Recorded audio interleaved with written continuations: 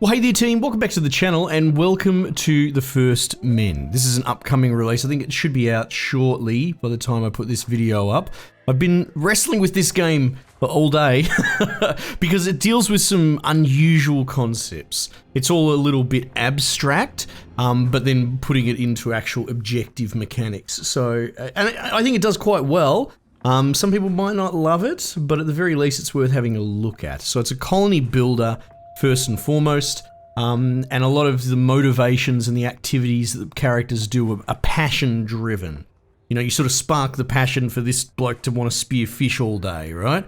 As opposed to directly ordering him. Anyway, it's probably best seen if we jump in. I think the Memoria, one of these might have been the demo or something. Arcadia, we'll just go with this, okay? Because we're gonna kind of get a bit hung up on mechanics. And this is a fairly forgiving map, right? So, let's hit pause straight away when we go in. We've got our little colony, and the art is really cool. I like them bouncing around, that sort of stuff.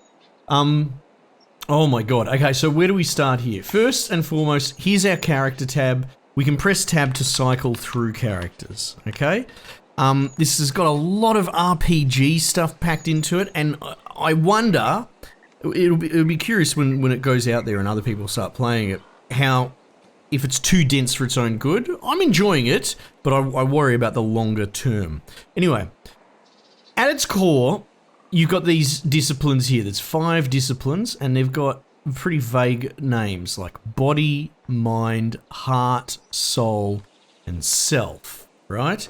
And they are essentially disciplines. If you want to sort of think of body as more gathering, heart is like hunting and combat, and then the sort of soul one is more like child rearing and training and law mastery. So they do fit into these sort of pantheons, right?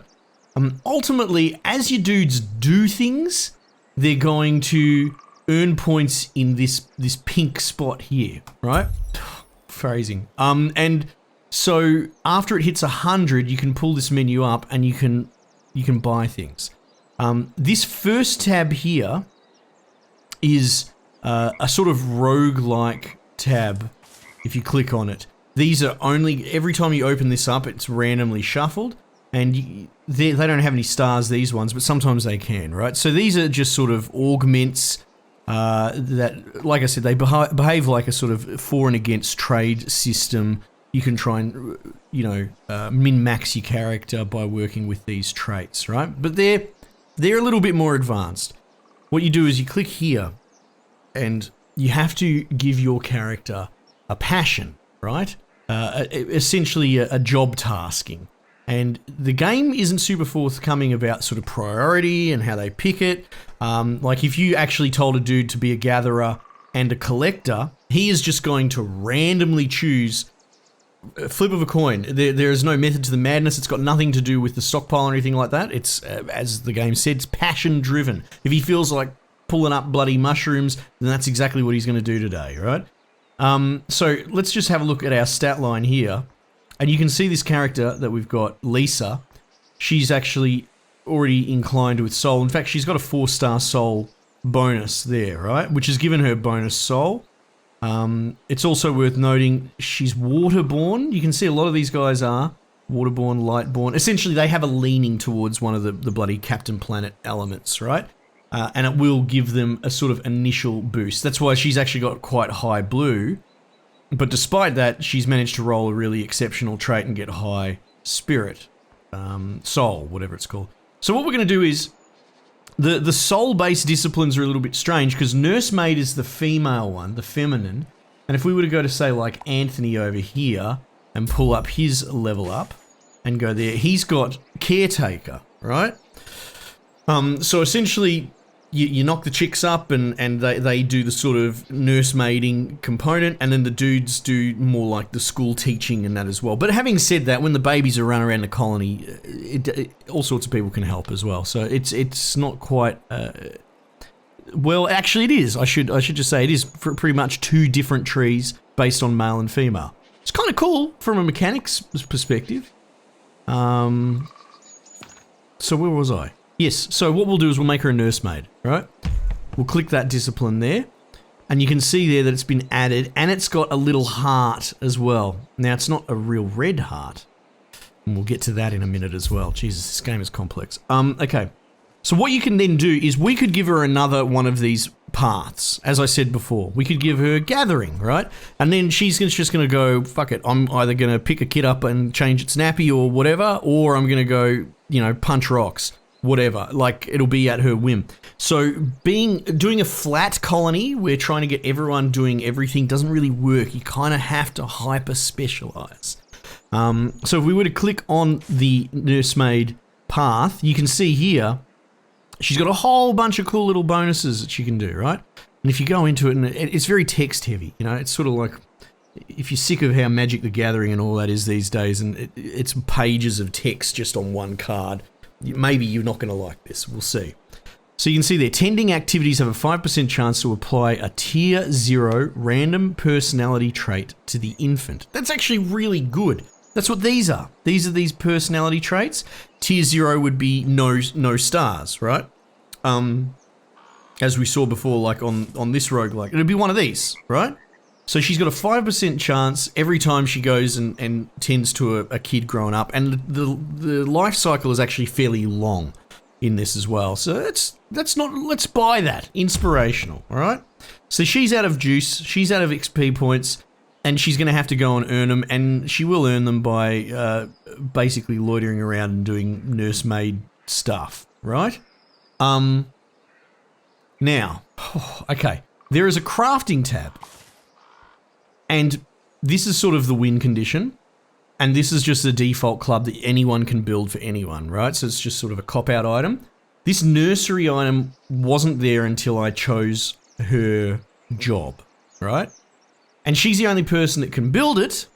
And here's the other thing that the game doesn't tell you. Things like if you make a guy a woodcutter, but if you don't build the woodcutting building, he will refuse to woodcut. He'll stand there idle, right? Maybe that seems intuitive, but in the way that this game is being unconventional, not super much. I've poked and prodded a lot of this game. Anyway, long and short of it is, you can click on nursery, you can tell Lisa to build it, and we'll go and, I don't know, plonk it over there, right?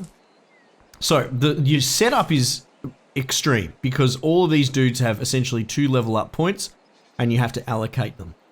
You can have a look at a sort of a top-down view and go, well, look at this guy. He's got 10 blue, or Ada, right? She's got 10 blue, and that's because she's waterborne, so she got the sort of +3, but she's also got a bonus because she's got this innovative personality, which is just a straight upgrade. And then you've got these secondaries here. Wit modifies skill cast speed.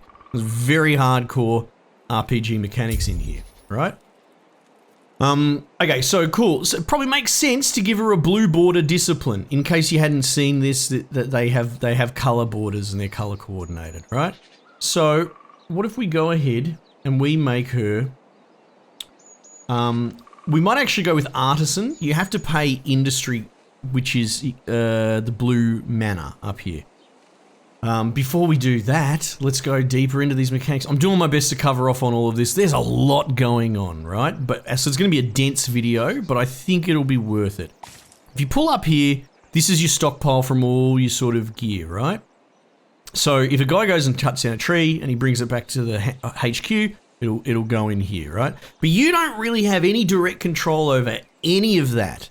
So I suppose if you weren't cutting down enough trees, you need to specialize more guys into wood cutting and hope that they are passionate about it and nothing else. And so there's a problem that, you know, it's more about nudging the colony than really taking control.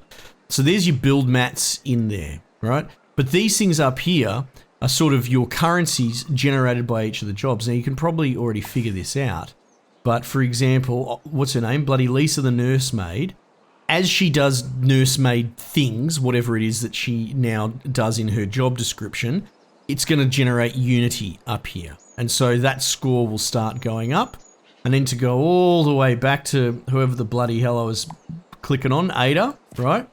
You can see here, it costs 250 industry, which is the blue cost, to actually unlock this. So we've obviously got a cache of stuff at the beginning. But you might find yourself in a situation where you want an upgrade, but you can't afford it. Now, Artisan's a little bit different. A lot of these you can just get, right? Below 1 stack of collector, gathering tree. All that means is that they don't already have collector selected, right? But then when you go into like these, for example, look at this one. This will be expensive. Oh no, it's not. That's free. Ooh, shit. But that costs 40 industry, 30. See, so for the most part, a lot of them have a cost, right? Anyway, are you with me still? I hope so. So we're going to give her Artisan just because it's a bit more special, and that makes her kind of like the camp crafter. And if we go into the Artisan tree, we've got these sort of things. Now, this is the trickiest part that it took me a little bit to get my head around. You can see the Artisan, God, you're going to have to squint or maybe even rewind, but the little heart for this Artisan thing is sort of yellow, right? It's like a lesser heart. Same for all of these disciplines. See, they have just like an entry-level heart. I don't know what else to call it. But then once you go in here, if you go and pick a red heart like this, if we give this bloke Warcrafter, they will refuse to essentially engage with on autopilot their Artisan personality. Probably not, Artisan's not the best example because that's about queuing up bills. Let's go and get Anthony. We're going to make him green because he's got a lot of green bonuses.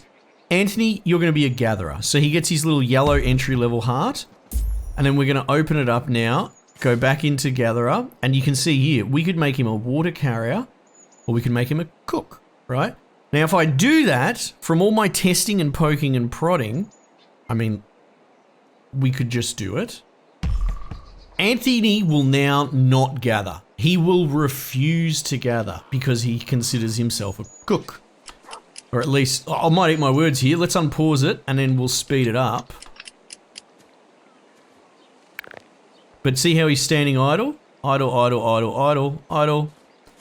He will not gather. He just won't do it, right? However, if we, I don't know, let's get Michael because we need a gatherer, all right? Good for you, Michael. You're a gatherer. Now, if we unpause, he will eventually start going and doing some shit, gathering stuff. He will, eventually. Oh my god. Please don't make me look silly, game. Everyone else is idle as well. I think I was building the nursery. It could be, actually. No, he will gather eventually. He will. I know he will. Because you can build a, where is it? A gatherer's hut, but I'm pretty sure that just makes them gather different things. Do you sort of see what I mean? Like, the game's got some cool concepts, but it's not explaining itself very well. Anyway, let's just build the gatherer's hut. We'll get bloody Michael to build it, he'll do. To further test my thing, right? In fact, yeah, once he's built that, it should be good. It should unstick. Alright, where were we? So we want to get, you want a nursemaid, I find. I think Eleanor, shit. Robin, is Robin a dude or a chick? Robin's a dude.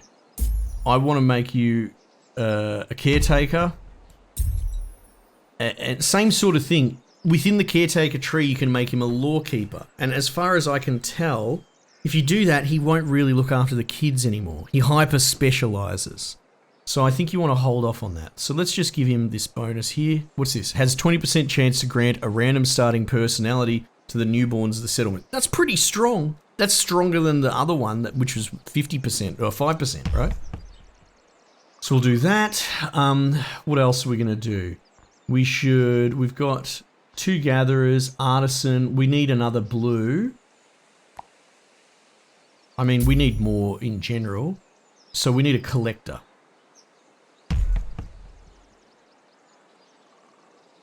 Unless, maybe I had the gatherer back to front. Who do I just make a collector?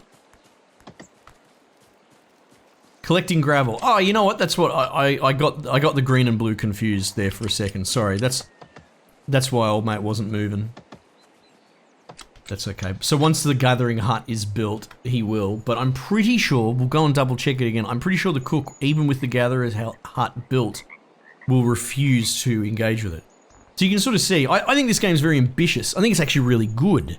But all the little icons, like it's so anal that it's going to push people away. There are going to be a lot of people that won't play this because of how granular it is. Okay, so shit. What else do I need to get up? I've got a gatherer. I've got an artisan. I've got, yeah, a collector, cook. That was more for an example. We really need a hunter. Red's not great, and probably purple or black. Purple is the stand-in for black in this. Okay, so we'll make this dude, this dudette, Eleanor, an entertainer, which is black, which is, what is that? Self, right? Boost ego, that sort of stuff. They work on jokes. They're kind of performative. And then if we go into the specialization, again, innkeeper, bard. We don't want to buy these because I think we just want to keep them as a generalist entertainer. So we might give them a whimsical perk. Black work time activities grant 1 extra amenity per stack. So that's this. That's the currency. So essentially, as they do stuff for the black discipline, they're going to earn even more black currency. That's pretty much it. Now, before I forget as well, you can see here, that's like an energy bar in the background. You can see how there's different lengths for the different colors. So as they do stuff, it drains down, and if it hits 0, it will actually, and fuck, oh my god, you can see that's the XP for that level as well. All right, so the energy's going across, and then you're going to really have to squint, but if you mouse over, you can see the little XP for leveling it up. Anyway, as you drain the energy all the way down and it goes back up the top, it will actually give you a temporary, no one has one yet, but it's called a failed heart or something. Essentially a temporary -1 that they need to do downtime activities to regenerate it, right? So they're doing work, I'm gathering, I'm doing green jobs, I'm getting green XP, I'm losing green energy, and then when I go to downtime, I need to go listen to old mates' jokes or go eat at the pub or whatever, and that will recharge my energy and offset the lost sort of hearts, right? You can also see as well, they will there's a type of filtered consumable, filtered needs, and you can see going over it. Needs are items that are automatically taken by characters from the settlement stockpile to get rid of their fatal traits. So you can see here, for example, loaf of bread cures 2 fatal bodies and adds a happy trait. Plain shrimp, cures fatal body. So that would clear a green fatal heart. Whew. Okay. We're nearly there. We can nearly press unpause. So we made you an artisan. I don't want to specialize as a war crafter because I just want you staying generalist. So I don't know. Let's give you expert crafter. Basically, it just stacks up. Finishing a non-instant crafting activity grants 1 path point per stack. Cool. More XP for doing stuff. Has everyone leveled up? No. No. Shit. So blue collector. Now woodcutter. See, there's the thing. Same thing again. I need a woodcutter. I want a woodcutter. But if I specialize into this, then this guy won't gather, right? In fact, let's click on him because right now he's collecting gravel. Let's make him a woodcutter. We'll click on him. He'll finish his job. Let him finish it. But I'm pretty sure he'll go into idle state now because he fancies himself a higher order. Yeah, see, he refuses to gather. So the best thing I can say is, if it's a red heart, that will prioritize. Now here's another thing. I can't open it up there, but if you gave him like stone cutting, which is also a red heart in the same tier, he'll do both. So he won't do the old lower tier one, but he'll do the ones on the equal footing randomly as well. So it's quite wild. I've learnt the system and I understand it, and you might have to rewind and listen to what I'm saying many times to really get to the heart of it. But yeah, this is going to really put some people off, I know that. But for me personally, I'm just really liking it. Okay, cool. We've made you a gatherer. Yeah, a generalist gatherer. So we'll just, I don't know, efficient gatherer. That's fine. Old mate that we made a woodcutter. We should probably just get a normal blue for you. We're missing something. We're missing a hunter, but that's actually not so bad in the scheme of things. Yeah, see here? Rock splitter and clay digger. So if you got all of those on the one dude, he's just going to randomly... I'd like to say 1 in 3, but it's not weighted or anything like that. Well, it is 1 in 3, but it's not guaranteed that he'll keep a balance. Okay, cool. Finally, let's sort of unpause. What we should do actually is build some more things. That's a nursery, crafting table, and that got unlocked because of our artisan. That's why only Ada can build it. We've already got a prosperity mound, cooking station. Again, the chefo allows us to cook that. We've got the gathering hut coming along. Woodcutter's hut we're going to need to queue up too. And then the rocky speech platform is sort of where old mate stands up and does his bloody comedy club stand up to cheer everyone up. All right, let's let the game run. What's he doing? Why has he got an exclamation mark over his head? Don't know. So yeah, and that's the thing. Once, if I wanted to be critical, the pacing is a bit off because you spend bloody 10-15 minutes at the beginning building those first upgrades. And then you kind of just sit here for a while. Granted, there's not really any antagonists on this particular map. There's a couple of other choices. You know, the tutorial is pretty cool. It gives you some... But it does really focus on, like, the individual. Like, you get one dude and it's like, here are all his stat lines. It doesn't really give you a huge... the synergy of it all coming together. The top-down colony management concept isn't really covered in the tutorial. It's more just like, here's an individual dude and here's how to control him. Now, what else have we got up here? So we've got these tabs too. So we already went over the crafting and we've got some more things that we can build. Relationships, we're not even going to get into that, but that's like other factions, right? Antagonists, there's gnolls and fantasy creatures and all sorts of shit. Right. So as much as we can save all of this up and spend it on the various upgrades, and crafting things costs... stuff as well. Look, that costs tree trunks, but it can cost blue as well. Traditions, you can save up for with your Unity. And then once you hit 750, you can unlock more stuff. And then adaptions, same thing, you save up the black currency. And then once you hit this threshold, it'll give you a roguelike shuffling of colony-wide bonuses that you can get. Yeah, so we'll unpause. Might as well queue up whatever else we got. Makeshift privy. Let's do that. Get the dunny. Wood shelter. Oh, I don't know. Might put a couple of them down. Now, this is where it gets too fiddly for me. You can't queue bill systems like maintain at least 10, that sort of stuff from RimWorld, and I think that's tragic.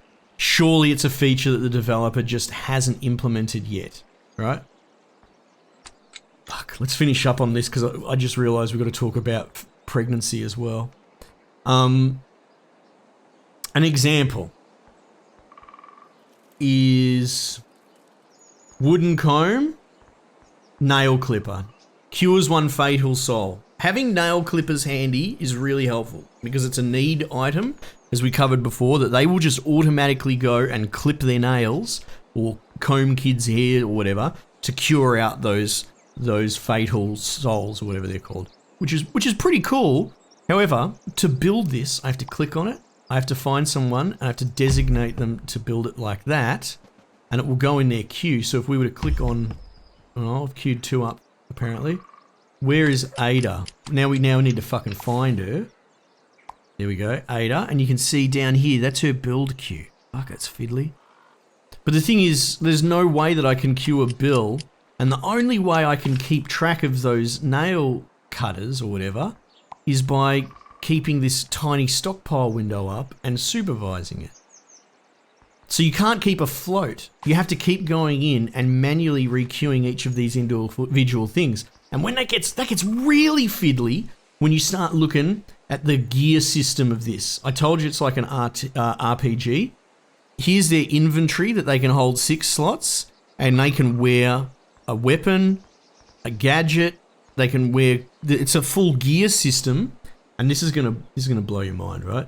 So here we go. Let's queue up some clubs. I'll give the build order to a bunch of different people, though they'll probably have to finish building their buildings first. Bloody Wakeland's got 6 things in the queue. At least it will tell me when that gets built, but we'll just do the makeshift club because I'm going to show you how fiddly the loot stock system is. Now, honestly, I think there's a brilliant game in here, and what's probably going to happen is it's going to release into early access, and there's going to be like immediate violent backlash to the way a lot of this crafting, a lot of the quality of life stuff works. I've stuck with this game because I think there's something really cool there, but yeah, it's very fiddly, and I think the dev's going to probably get smashed with a lot of feedback saying, what the fuck? And that will be the interesting time then, seeing how quickly he can turn to fix it or adapt, or maybe tell the players to get fucked. But this is just my prediction based on nothing. I could be totally wrong. Anyway, there we go. We've got a makeshift club, so we've got to go to the inventory. We got to get the right filter. So I tend to keep that filter on, right? Bindable. And we're going to click on this.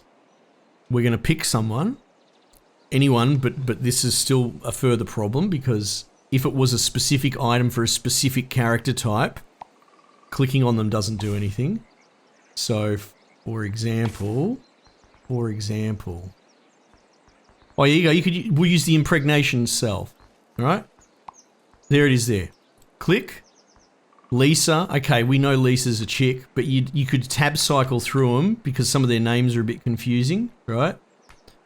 Wakeland. Is Wakeland a dude or a chick? It's a dude, right? So you can give Lisa this by clicking that and then clicking her.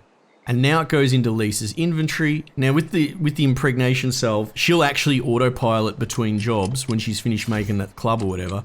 And she'll probably go over to the nursery and get pregnant. She'll walk in, she'll cash it in, and then Bob's your uncle. That's how pregnancy works in this. Same thing, you got to keep an eye on your inventory for the pregnancy salve. You got to queue more up with your nurse. Keep on top of that, and you kind of got to just keep a whole bunch of them in the female inventories as well. All right, Robin's a dude in this case, not a chick. So here we go, there's Joy. So let's give Joy a pregnancy thing. Let's give Ada one. Let's give Eleanor one. And we'll give Lisa the spare on the end. And now we need to queue up more. And there's no queue that you can see other than clicking on the individual. But yeah, what I was going to get at, like for example, here you go, Gatherer's Sharpened Rock. So let's get Ada. Oh fuck, I tabbed past her. Where are you, Ada?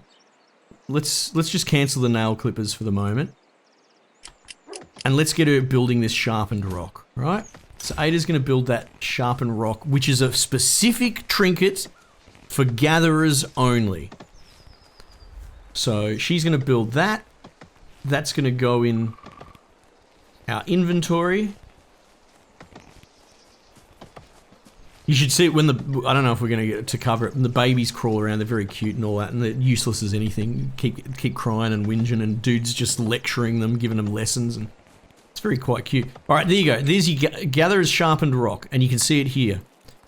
However, if I give it to anyone that's not a Gatherer discipline, for example, let's give it to Ada, she can't, it's redded out. She can't do anything with it, right? So now, you got to right-click, stock, to send it back to the supply. Let's try and find a gatherer. There you go, there, Anthony's a gatherer. So now, what you do is you click there, because it doesn't tell you here. You have to tab through and find it yourself. We give it to Anthony, we right click and we click bind. And bind equips it to his trinket slot. If we wanted to give him this club, we'd go Anthony, right click, bind. There you go, right? What a fucking mess. Like I said, I think criticism is important, especially for something that you enjoy and that you like. You can't trust someone that suddenly refuses to criticize something because they don't want it to look bad. I think this game is really cool, and it's in danger of being brilliant. There's some great stuff going on here. But my God, the UI and the inventory stock management, it needs a bloody overhaul. It needs so much work. Now, I could be wrong. You know, maybe those who live for Excel spreadsheets will appreciate this, which is funny because I kind of do. And even I think it's a bit much. But yeah, it's a cool game. I think it's a great game in the making. I want to see where it goes. I hope it survives its release. I think it's probably going to get some backlash on the way that it handles its micro. I'd be curious to watch it over the coming weeks and its development as well. But anyway, so that turned into a bit of a bloody tutorial, I suppose. But like I said, I spent all day figuring all of this out because it's so obtuse. Anyway, it's a cool game. Build your colony up, breed people, you know, bloody level them up. See, you can see there it's flashing because we've leveled bloody Lisa up. And go in here, what do we got here? Yeah, Lustful Lisa. Right, you got all the randoms, we could level this up sort of thing. See, we can't afford this one, which is the fertile one. It costs 500 prosperity. That's fucking expensive. But you can see we don't have enough, and she can just spontaneously become, you know, pregnant. So maybe fertile's not necessarily the term. Bloody. Okay. Anyway, we might just leave that there. All right.